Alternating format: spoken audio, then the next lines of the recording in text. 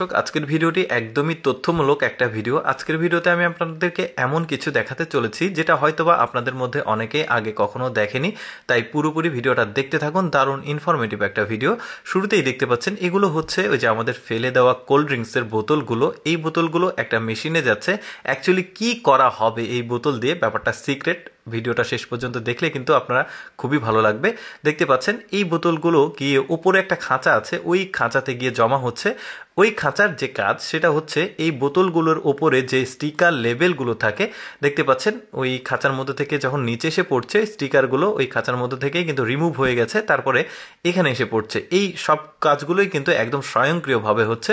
তারপরে এই বোতলগুলো কিন্তু আবার লাইন বাই লাইন চলে যাচ্ছে, গিয়ে ওই পাশে আরেকটা কাজ হচ্ছে, সেটা হচ্ছে বোতলগুলোকে মানে ওই যে মুখগুলোকে ছাড়ানো হচ্ছে। তবে সবগুলোর মানে ছাড়ানো সম্ভব হয় না, কিছু কিছু থেকে যায়।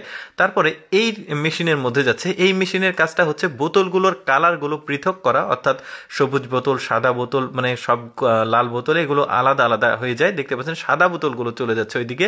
আজকে সাদা বোতলগুলো দিয়ে কি করা হয় সেটাই দেখাবো আপনাদেরকে। বললাম তো ভিডিওটা সিক্রেট, পুরোপুরি দেখতে থাকুন, খুবই ভালো লাগবে। শেষ পর্যন্ত কি করা হচ্ছে এগুলো দিয়ে দেখতে পাচ্ছেন।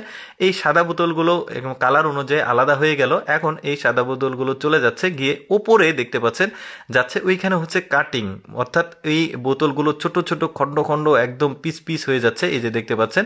এরপরে যেটা হবে, এটাকে কালারগুলো আলাদা করা হবে, অর্থাৎ হচ্ছে লাল বা অন্যান্য কালার যেগুলো ছিল সেগুলো আলাদা করা হয়েছে, আর সাদাগুলো একদমই আলাদা করা হয়েছে। এখন এগুলোকে একদম গলিয়ে একদম পাতলা একটা প্রলেপ তৈরি করা হচ্ছে প্লাস্টিকের, যেটা আরেকটা মেশিনে এসেছে।